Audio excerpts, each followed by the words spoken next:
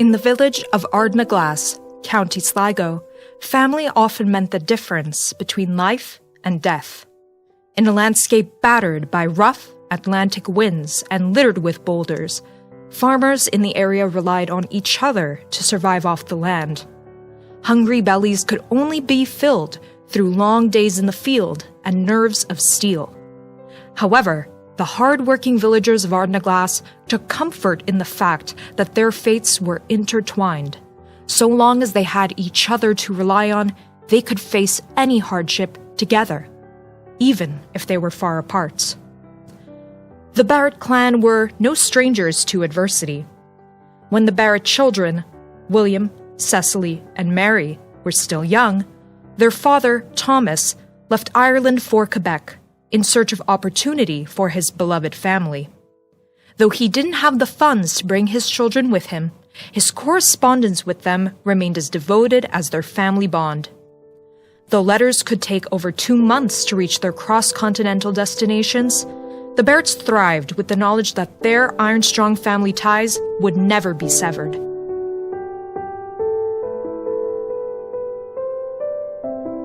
But everything changed when the rot came. It started with small spots of black mold in the potato crop of 1845. Rumors had spread across the country of such a sickness affecting the yield that harvest season. But by the following year, this environmental plague had swept across the island. Within the span of a year, the nearby town of Sligo had become overwhelmed with starving farmers, desperate to avoid slow deaths by starvation. Diseases like dysentery poisoned nearby waterways as crowds of thousands shuffled onto coffin ships, many of them never to be seen again. Before their very eyes, the Barrett siblings could see their world turning to ash. Desperate for relief, Mary Barrett, the youngest of the Barrett clan, clung to the memory of her father, who left for Canada before she was even a teenager. Mary, now married to Michael Rush, had 3 children of her own. As her community fell to death and poverty around her, Mary penned a soul-breaking plea to one of the last living memories of her youth, her father, Thomas Barrett. Pen cannot dictate the poverty of this country at present. The potato crop is quite done away all over Ireland, and we are told prevailing all over Europe. There is nothing expected here, only immediate famine.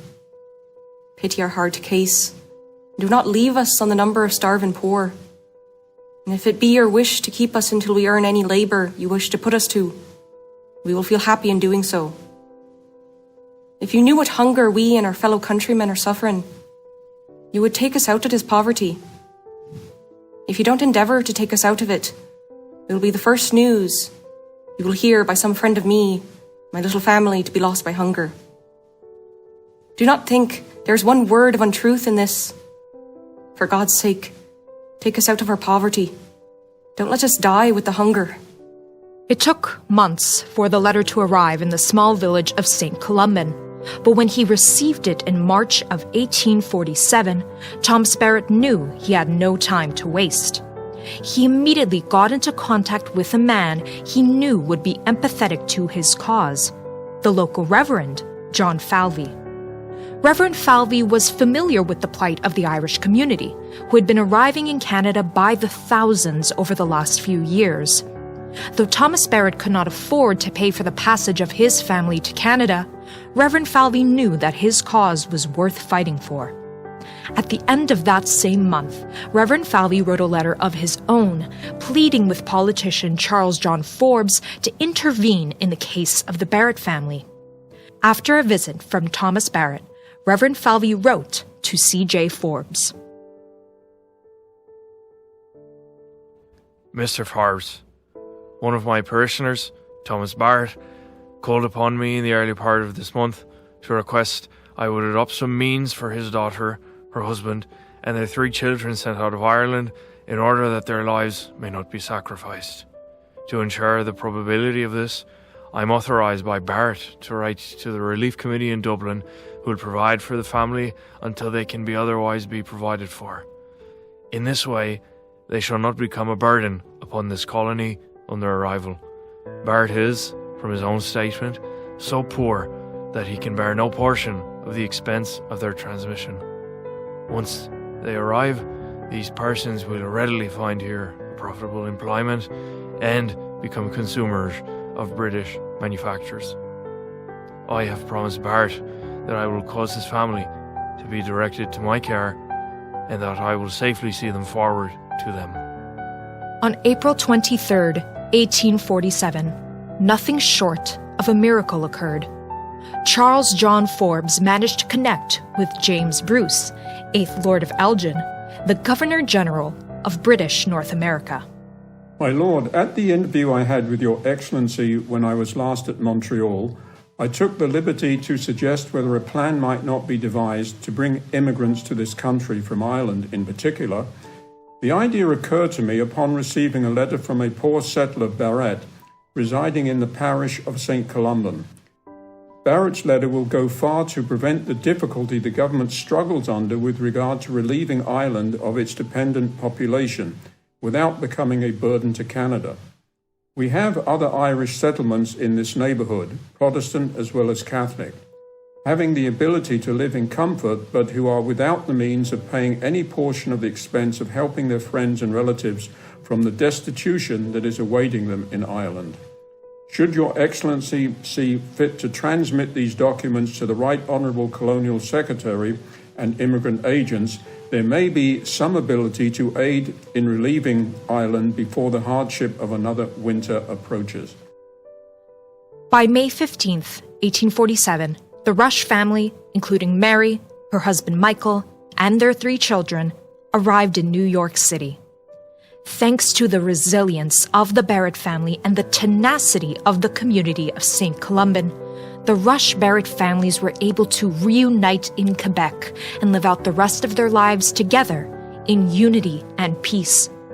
To this day, their graves in St. Columban stand as a marker of the incredible story of hope, strength, and empathy that united 2 communities across the Atlantic. However, not every story ended as happily as the Barrett families did. The Black Rock Memorial Site in Montreal, Quebec, marks the final resting place of over 6,000 Irish immigrants who perished of disease following their oceanic crossing. The remains of 14 Irish immigrants, some as young as 6 months old to over 60 years of age, were recently uncovered during the 2022 Montreal REM excavation for the city's light transit system. We hope to uncover their identities and honorably share their stories with listeners like you. The story of Irish immigration to Quebec is as tragic and harrowing as it is incredible and history-changing. For more information on Irish-Canadian migration and other inspirational stories of fortitude and new beginnings, please visit cimp-rcpmi.ca.